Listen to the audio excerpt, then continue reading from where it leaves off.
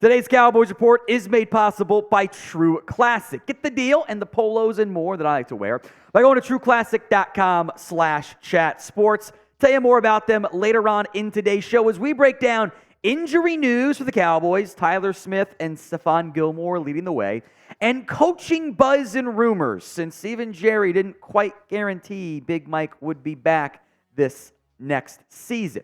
First, if you have not already, please subscribe. The next kind of mini goal, 181,500 subscribers. We are just barely 200 away. So if you haven't already, hit that sub button right now. Let's go to the latest on Stephon Gilmore. Gilmore left the game against the Commanders, had his right shoulder in a sling. I don't know if the Cowboys ever confirmed it officially, but it certainly sounds like it was a separated shoulder, with Gilmore saying it popped out and he popped back in. Did have the MRI today. ESPN's Jeremy Fowler reporting there was no significant damage in the MRI, or that was revealed, I should say, on the MRI. Gilmore still will be able to play against the Packers. I want to believe him. This is also the player saying it, which makes me more confident in that, as opposed to, the team has a tendency to lie about various things on that front.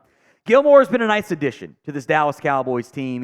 He's kind of stabilized the passing defense to a certain extent. When Deron Bland had his two bad games in a row, when they tried to have him guard DK Metcalf, it just didn't go very well. Gilmore has been a highly impactful piece in terms of the additions they made. It's him or Brandon Cooks, and there's really no one else that can make the argument for outside of maybe the UDFA kicker. You need Gilmore out there against the Packers' passing offense that has gotten going in recent weeks. In the event that Gilmore cannot go, a little bit thin on your options there.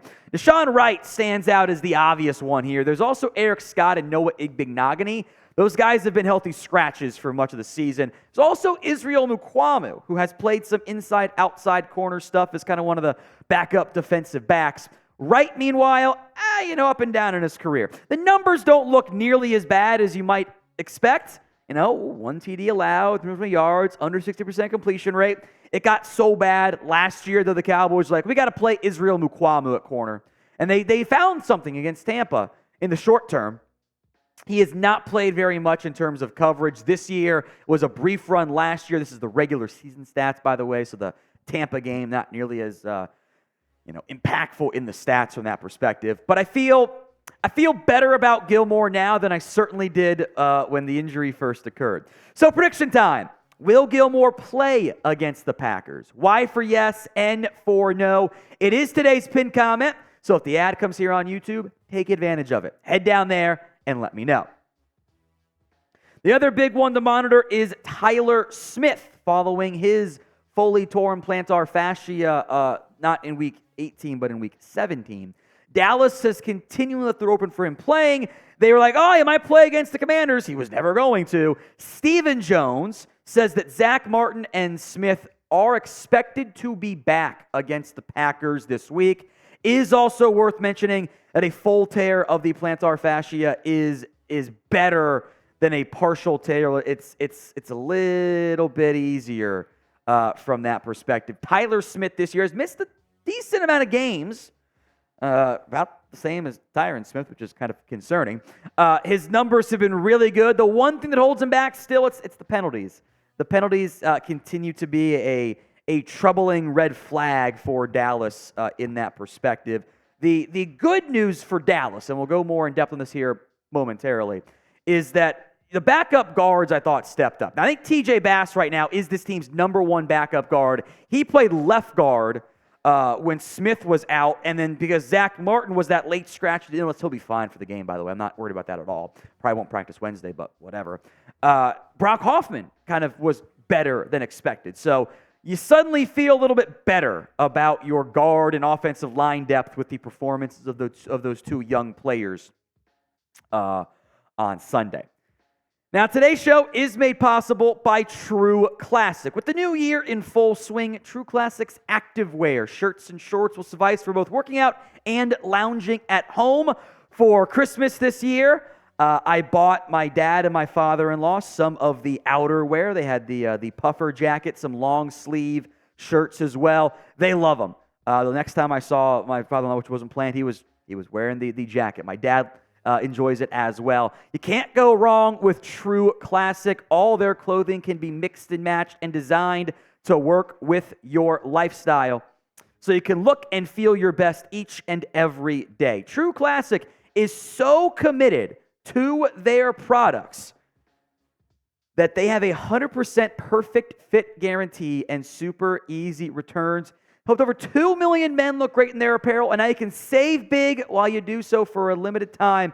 60% off on the site, 25% off on your first order as well.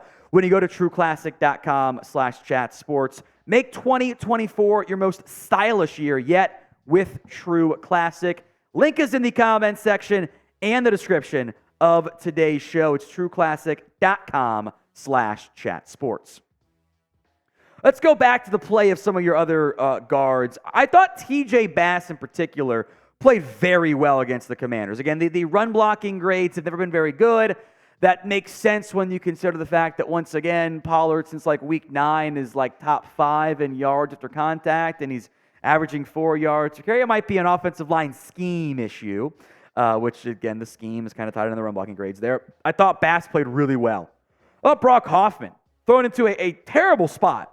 You know, he's been mostly working at center this year behind Biotish, and then says, okay, you're starting. You found that one out a couple hours before kickoff, if that. So I thought both guards really stepped up in impressive fashion. In light of the injuries, I also think it's worth discussing Lyle Collins' situation. With the way the Bass-Hoffman duo played, I'd be a little bit surprised if you put Collins on the roster, and even just game day active roster, over either of those players. Could maybe make the argument for Matt Waletzko and Awesome Richards. He's on the practice squad right now. I don't know how close Collins is to helping. I kind of wonder if this is just, hey, is this going to be insurance for your insurance? Is kind of the vibe I get with the Lyle Collins status, at least for now. Maybe we'll know more throughout this week of practice. So will Lyle Collins play this year? 1 for yes, 0 for no. Sound off for me in the comments section.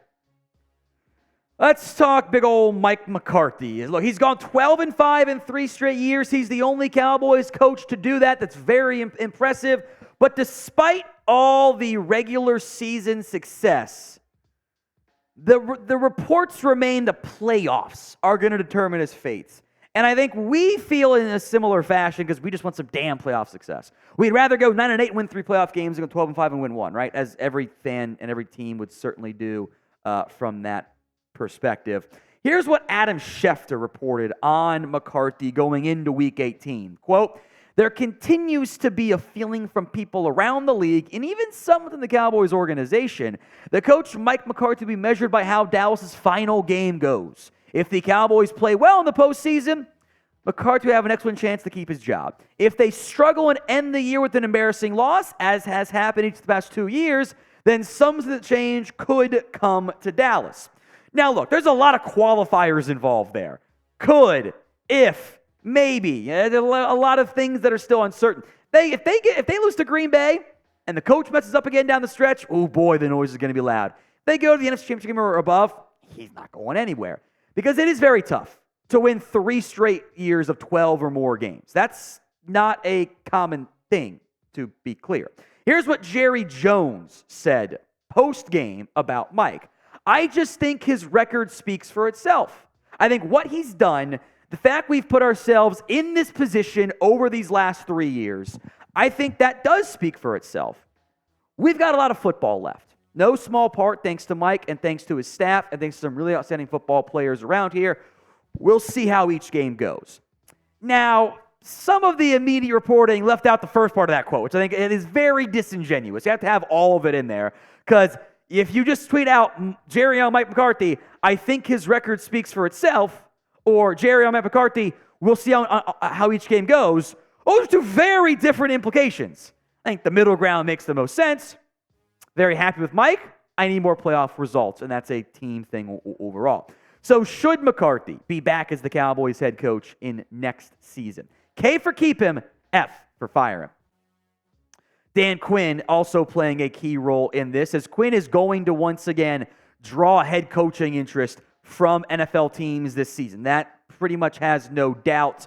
I will make note they did change some of the timing rules. Quinn can only do virtual visits, later on after the wild card round. He can't do it in person until after the divisional round. So your timing actually kind of benefits Dallas a little bit from that perspective. Here's what Schefter said as part of the same piece, reporting piece on McCarthy on Quinn. The other factor is what the Cowboys will do with defensive coordinator Dan Quinn, who has interviewed for and been offered head coaching jobs in each of the past 2 seasons. Quinn has stayed with Dallas out of loyalty because he felt strongly about the organization. But there is a question about how long that will last and whether Dallas could coax him back for yet another year, which could factor into any decisions this team makes. The Cowboys do not want to lose Quinn, according to sources, and there are questions about what Dallas would be willing to do to keep him. Again, these are future Cowboys problems. There are 5 jobs as of filming on the afternoon of the 8th on Monday that are open. The Falcons, who are not going to hire him. The Carolina Panthers, who they could request an interview.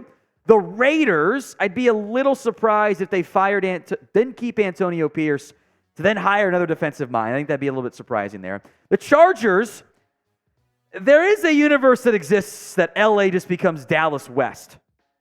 And they hire Dan Quinn, and Herbert likes Kellen Moore because Kellen Moore is a player's coach, and it's Dan Quinn and Kellen Moore out in LA. I don't think the Commanders go after Dan Quinn. I think they might go after an offensive mind, but that's certainly a possibility as well.